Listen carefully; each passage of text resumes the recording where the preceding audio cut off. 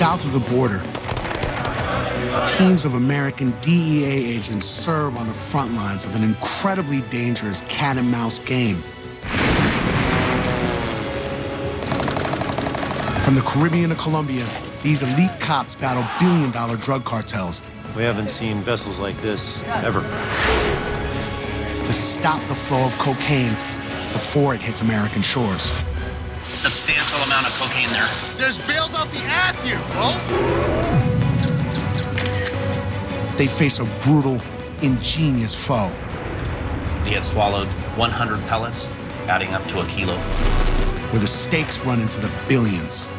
Holy, there's a lot of money there. Yo, check, chill.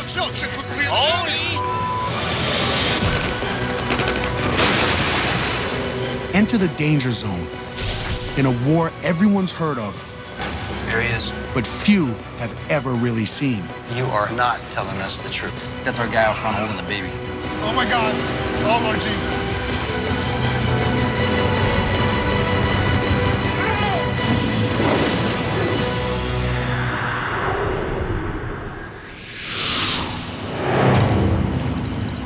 The fully submersible cocaine submarine. It's the drug cartel's latest secret weapon. This is something absolutely new. We haven't seen vessels like this ever. When the DEA caught their first one last year, they knew it'd be a game changer. Now you're talking about something that can go beneath the water to avoid detection. That does ratchet it up a lot. It is a different, all-new threat. But now, the coke subs have gone silent. DEA and Colombian anti-narcotics forces went from catching almost one a month to just 2 in the past 2 years. Are narco submarines being used at this particular time? Well, that remains to be seen. There is a gap in seizures of the narco submarines. We know that they're out there. We know these organizations can build them, but the sightings, just like Bigfoot, are rare. So where have all the coke subs gone? Have cartels abandoned the semi-sub that skimmed just beneath the surface for fleets of fully submersible subs? To find out, a specialized team of DEA sub-hunters is on the prowl.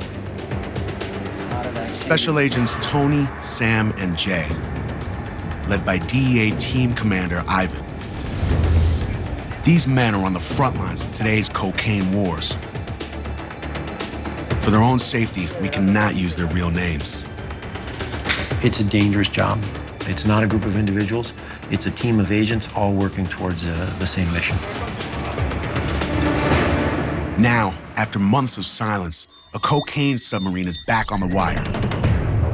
DEA informants suggest it's out there now and almost ready to launch. This is Cartagena, Colombia, DEA's main sub-hunting base. This is ground zero for the kind of work that we as an agency do overseas. We target some of the biggest and baddest in the business. For the DEA sub-hunting team, Cartagena is perfectly situated between Colombia's Caribbean and Pacific coasts.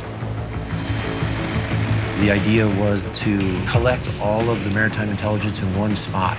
It's a good jump-off point to work both the Pacific side as well as the north coast of the Caribbean coast of Colombia. From here, the team is in striking distance of the 2 ocean corridors the sub might use to glide toward North American shores. But they'll have to catch it before it sails, because if they don't, it'll be as good as gone. Special Agent Sam is DEA's primary investigator on this case. Just want to bring you up to speed with some progress we've had recently with a submarine case that Ron and I have been working. The police have gone out there and worked the sources, and we're very confident we're dealing with a submersible vessel. Probably maybe 15 meters long by maybe 4 wide. We're looking anywhere between 5 to 7 tons of cocaine. This 150-foot sub is now being built in one of the most remote mangrove swamps on Earth. What you'll see in these areas, in these mangrove areas, what they'll do is they'll use some of the brush to lay over canopies and tarp over their work. It's extremely difficult to enter. It's extremely difficult to see via airplanes. It's extremely difficult to see via satellite imagery. There's a lot at stake. Security is paramount. These clandestine shipyards are going to be armed. Any idea of what kind of protection they've got around this thing? We feel that we're dealing with a terrorist group, mainly the FARC. We just don't know how many men we're dealing with. FARC stands for the Fuerzas Armadas Revolucionarias de Colombia, which is it's a terrorist organization dedicated to the overthrow of the government of Colombia. They are a criminal drug trafficking organization, and they are directly associated with the manufacture and transportation of significant loads of cocaine. Their target is deep in FARC-controlled mangrove swamp along Colombia's southwest Pacific coast. A narco sub potentially packed with $250 million worth of coke isn't something they'll easily give up. These organizations are highly motivated not to lose that money. You have to be prepared to go in there with a lot of men and a lot of ammunition. More often than none, there's confrontational, and our men are met with gunfire. The next day, sub-hunters Tony and Sam make their way from Cartagena to Cali, one of Colombia's most active coke trafficking cities.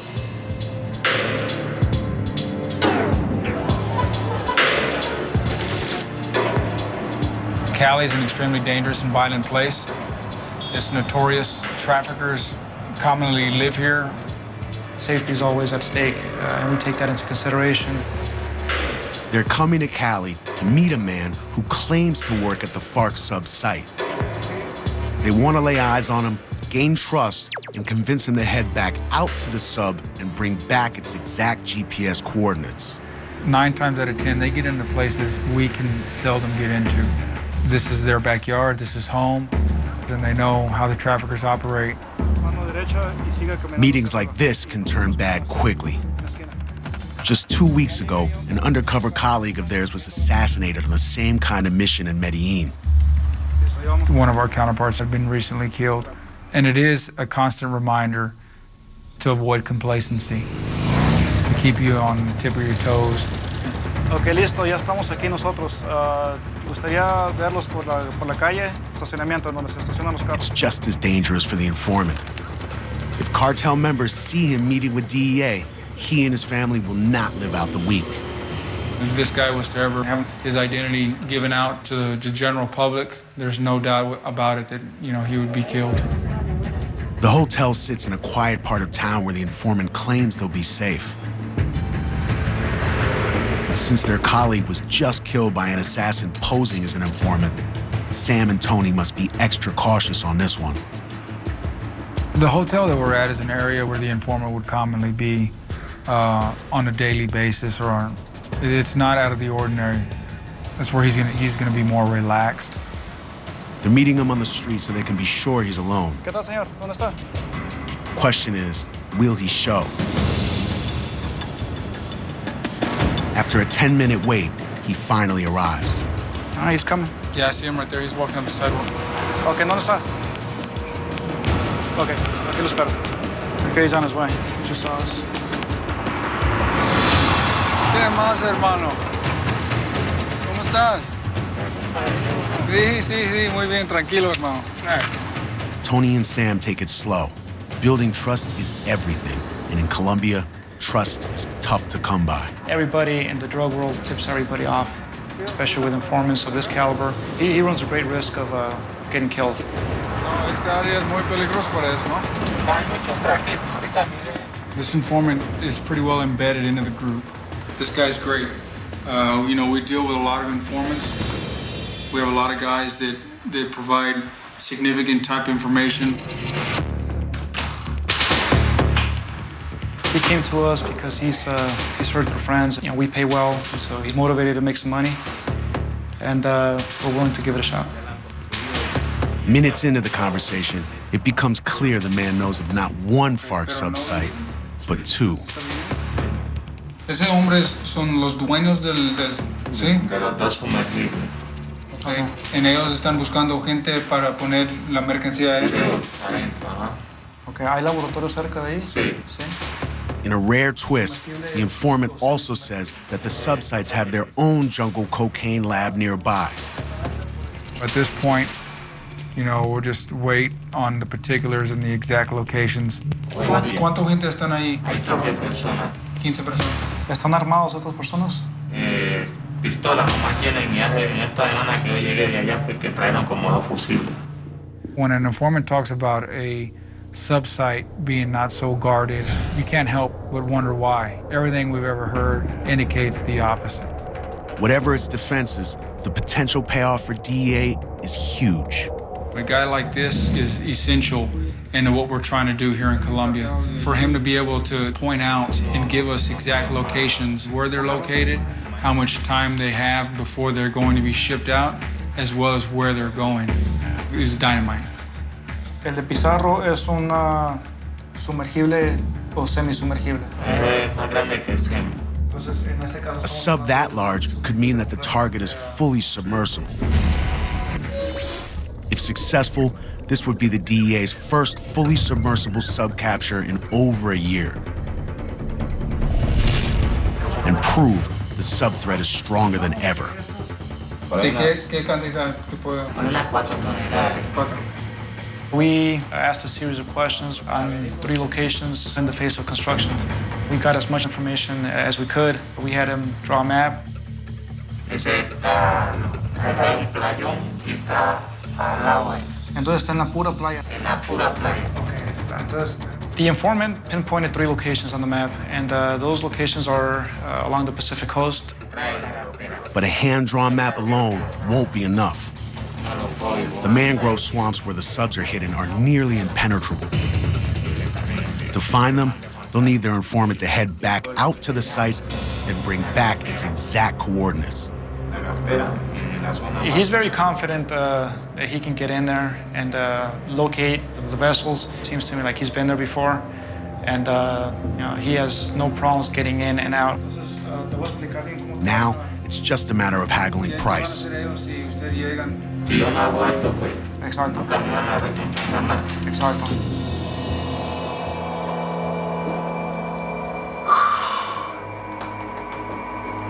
¿2 millones? ¿Es suficiente? Sí, hasta ahí pues para. The final deal is set at 3 million pesos, more than twice what most Colombians make in a month. He gets half now and half when he finishes the job. This man is heading deep into FARC territory to risk his life and the lives of his entire family for about $1,500. Sí, o sea, si esto no se da, ya no podemos seguir dando más recursos y plata. Necesitamos que trabaje esto. This is the first step in the process. We have probably 7 more steps to go before we're able to get to the turkey dinner. It's like Thanksgiving. You got to prepare everything before we're able to eat. And right now, we're just at the store buying the food. Cuídense, ¿no? Okay. Vamos, te cuidas, ¿eh? Dale. Gracias. It'll take the informant at least a week to safely get in and out of the sub-site. Okay, estamos en contacto. Que la vaya bien. For now, all Tony and Sam can do is wait.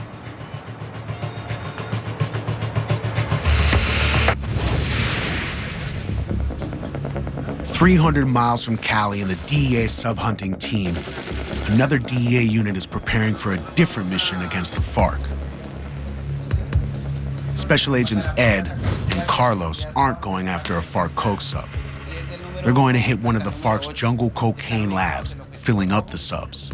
La información que tenemos disponible, laboratorios para el procesamiento de pasta base de coca, los cuales están bajo el control del Frente 49 de las FARC, quien su cabecilla Ed and Carlos are part of DEA's Colombia jungle team. Their Colombian operations officer, Captain Jorge Gomez, commands the battalion accompanying them on this bust. Once it gets time to, suit up and go out on an operation, we deal with guys like Captain Gomez, since they're the guys that are going to be on the ground with us. They hope to find intel to track down a FARC commander running coke trafficking and protecting coke subs in the region. Belongs to a target by the name of alias Mojoso. Anything that we may find, be it any cell phones, anything like that, can tie all of this back to Mojoso. This has been a target for quite some time.